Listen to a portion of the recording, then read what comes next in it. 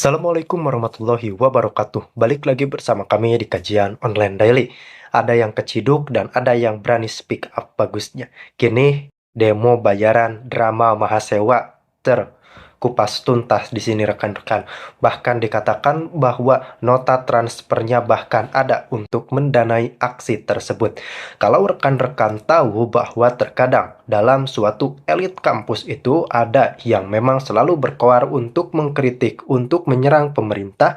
Ternyata ketika ditarik keluar kampus, mereka tergabung dalam sebuah organisasi-organisasi politik yang mengarah kepada salah satu keberpihakan pada partai tertentu.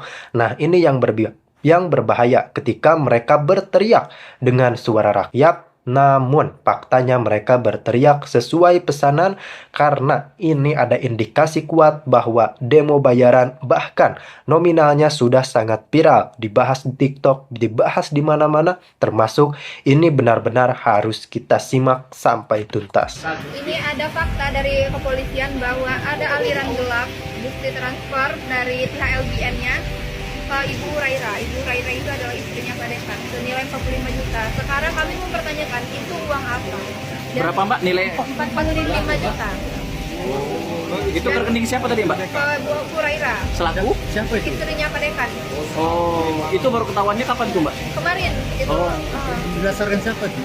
Saya penyidik, dari penyidik. Oh, dari Pihak LBN-nya yang membuka waktu penyidikan. Ada buktinya itu Mbak? Ada, udah ditahan di penyidikan itu. Berupa apa itu Mbak? Berupa ini transaksi transfer. Yang jumlahnya Mbak? 45 juta. Wah. Itu dari nilai nominal 500 yang sudah disetorkan? 593 ya, kurang lebih seperti itu. Untuk total mahasiswa berangkat itu 80 orang ya? Iya, kurang lebih. Yang berangkat itu 77, cuman yang nggak berangkat itu ada sekitar berapa totalnya itu 93 mahasiswa. Oh, 93 mahasiswa. 14 dosen itu yang berangkat. Ini juga fun fact buat kalian wartawan bahwa 14 dosen itu tidak membayar uang terakhir, cuma 8 free biaya, itu sisanya bayar 5 juta per dosen. Jadi kami mau tahu itu sebenarnya yang free itu bayarnya siapa? Uang kami. Yang apa yang udah bayar tapi nggak ikut itu tetap bayar baju bayar? Full 7450. Berapa Mbak yang nggak datang, yang nggak hadir atau ikut? Oh, itu datanya sama ketua tim ya. Tanyakan sama ketua. Kepada DPP PDIP, bagaimana caranya Hasto ini tidak dihalang-halangi dalam proses hukum.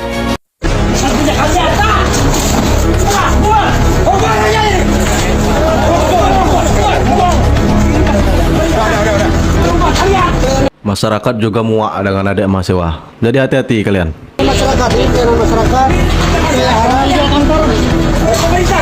saya harap rekan-rekan mahasiswa pintar, akhlaknya pintar. Kami demokrasi itu sudah bertahun-tahun kemudian disahkan. Yang berkorban yang biasa jalan-jalan ke luar negeri nggak usah, yang biasa piknik dengan berbau studi banding nggak usah, yang biasa seminar-seminar nggak usah, itu aja untuk memenuhi kebutuhan dasar warga Jawa Barat, karena kegiatan seperti itu berpuluh-puluh tahun tidak menghasilkan apapun kecuali SPJ. Kami masyarakat bawah paham, Pak. Tidak bisa dibodoh-bodohi lagi dengan para koruptor-koruptor itu. Mengucapkan terima kasih seluruh rangkaian tugas politik saya mengikuti pemilihan kepala daerah di Provinsi Jawa Barat. Hari ini berakhir dengan pelantikan. Untuk itu pelantikan ini adalah momentum kita untuk meluruskan kerangka pemahaman yang disebut dengan efisiensi. Karena selama ini efisiensi dipahami sebagai motong anggaran. Tapi di Jawa Barat itu efisiensi bukan motong anggaran. Efisiensi itu mengalihkan belanja yang tidak penting menjadi belanja penting. Belanja pesta menjadi belanja yang bermanfaat. Belanja hura-hura menjadi belanja yang menjadi kebutuhan masyarakat. Saya misalnya dalam waktu 1 bulan sudah melakukan pengelolaan keuangan dengan realokasi dengan tim transisi yang dibentuk oleh Pemprov Jabar. Saya sendiri tidak membentuk tim transisi. Dan tim transisi Pemprov Jabar terdiri dari 11 orang, diketuai oleh orang bernama Deddy Mulyadi, dan rata-rata pejabat eselon 3, bukan eselon 2. Dari penghitungan pembiayaan anggaran, kami mendapatkan mata anggaran yang dirubah dari belanja tidak penting menjadi belanja penting itu, dari belanja hura-hura menjadi belanja yang bermanfaat, itu per rata di Malang itu bisa mencapai mencapai 5,5 triliun. Dan kita berharap bisa mencapai angka 6 triliun dalam waktu 2 hari ke depan sambil mengikuti kegiatan itu di Magelang. Dari anggaran tersebut, kami akan merubahnya menjadi apa? 1.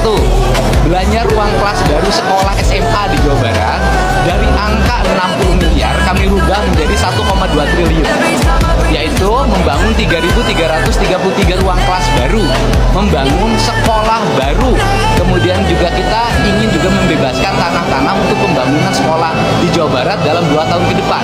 Karena kebutuhan masyarakat Jawa Barat untuk sekolah, ruang kelasnya disiapkan oleh pemerintah provinsi 4,2 triliun, dan itu akan kami capai dalam waktu 2 tahun, 2026 dan 2027. Yang kedua, merubah belanja infrastruktur jalan dari 600 miliar dirubah menjadi 2,4 triliun. Karena tidak mungkin investasi berkembang kalau infrastrukturnya tidak memadai. Kemudian juga kami merubah belanja listrik untuk warga miskin, yaitu membuat satuan sambungan untuk warga miskin, karena Jawa Barat hampir 200.000 rakyatnya tidak punya listrik. Anggarannya dari 20 miliar kami merubah menjadi 350 miliar. Kemudian kami ingin menyelesaikan Gini nih, kalau kepala daerahnya ya bukan maling, bukan mental maling begini. dengan merenovasi rumah warga miskin dengan angka 40 sampai 50 juta per unit rumah. Maka angka belanjanya dari 20 miliar berubah menjadi insya Allah mencapai 120 miliar. Kemudian juga kami membangun nanti rumah sakit baru, membangun puskesmas baru, membangun puskesmas pembantu yang baru, menyiapkan mobil-mobil ambulan. Kita ingin belanja sekitar 200 unit untuk daerah terpencil, sehingga mereka bisa melayani warga terpencil dan menyiapkan dokternya serta kelengkapan di mobil tersebut. Nah, seluruh rangkaian ini adalah bagian dari kerja pemerintah Provinsi Jawa Barat untuk didorong agar masyarakat Jawa Barat memiliki ketahanan pangan yang cukup, memiliki pendidikan yang cukup, memiliki jaminan kesehatan yang cukup, dan kemudian juga memiliki pendidikan yang cukup. Dan yang paling utama, kami juga membaca fenomena tentang oknum ormas mengganggu investasi. Kami menyiapkan pembiayaan untuk melindungi para pengusaha, untuk menyiapkan biaya keamanan dengan istilah operasi Jabar Manunggal, yaitu mendorong perusahaan-perusahaan untuk kami dampingi agar tidak terganggu oleh oknum-oknum ormas, dari mulai pembebasan tanah, minta jatah ketika pembangunan, minta jatah ketika rekrutmen tenaga kerja melalui percalonan tenaga kerja, minta jatah produksi limbah ketika perusahaan berproduksi, dan itu selalu menjadi konflik di kawasan industri di Jawa Barat. Ini adalah orientasi program yang saya katakan efisiensi bukan memotong anggaran, tapi efisiensi adalah merubah alokasi anggaran. Termasuk kami akan mendorong pendapatan asli Jawa Barat itu kan 19 triliun hari ini, kami ingin minta pendapatannya ditaikin menjadi 21 triliun, sehingga belanjanya menjadi 33 triliun. Dan dana alokasi bantuan bagi hasil untuk kabupaten kota sebesar 6 triliun, itu 100% harus digunakan untuk pembangunan infrastruktur jalan, tidak boleh digunakan untuk kepentingan lain. Nggak semua orang pantas pakai hashtag kabur aja dulu.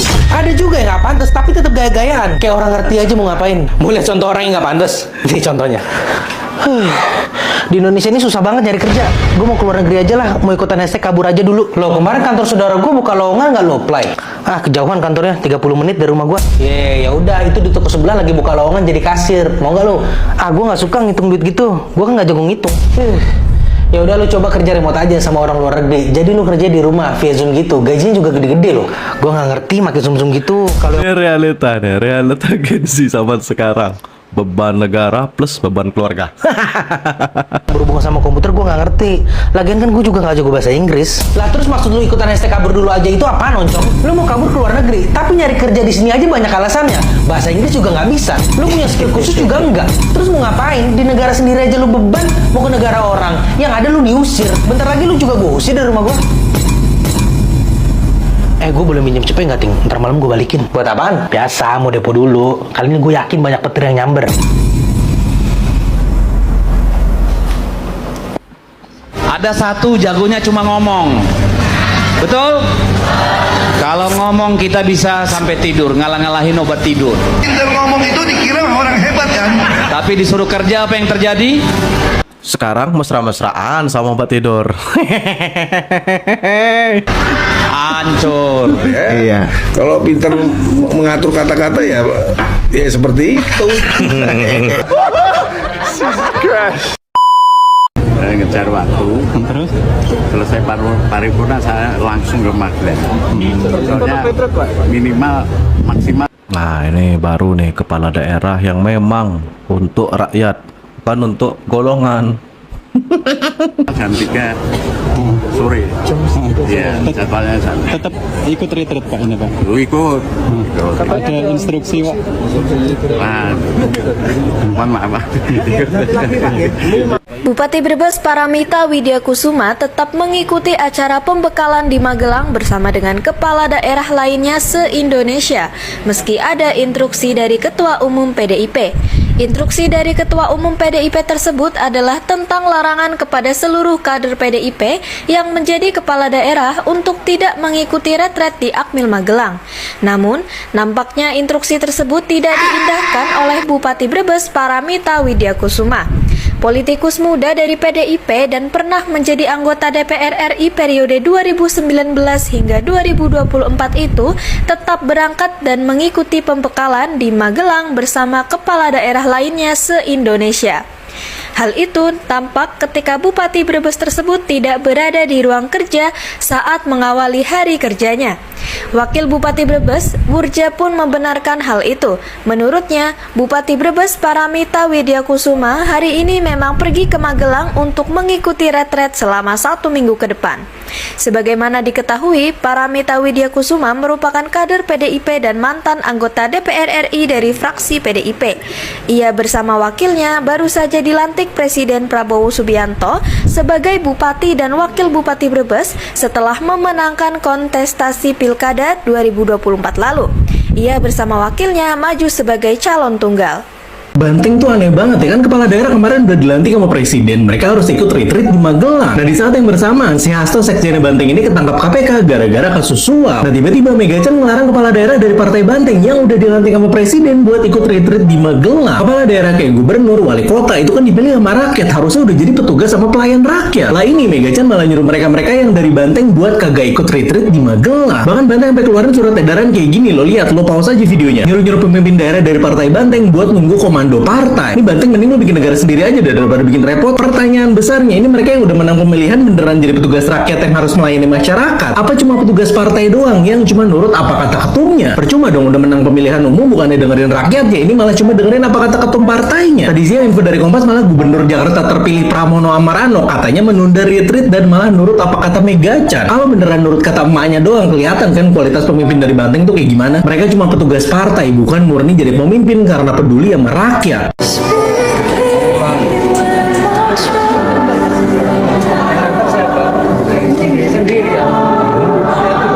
Ini untuk kalian yang terus demo, yang terus menghujat Pak Wapres, bertobatlah kalian. Hati-hati ya.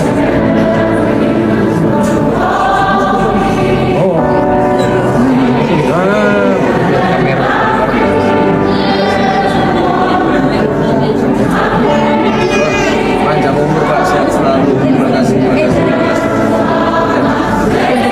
Bapak naik aja ya.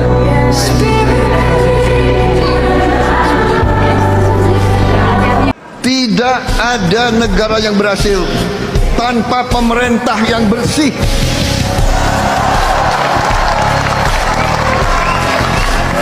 Karena itu saya bertekad memimpin pemerintah Republik Indonesia yang bersih.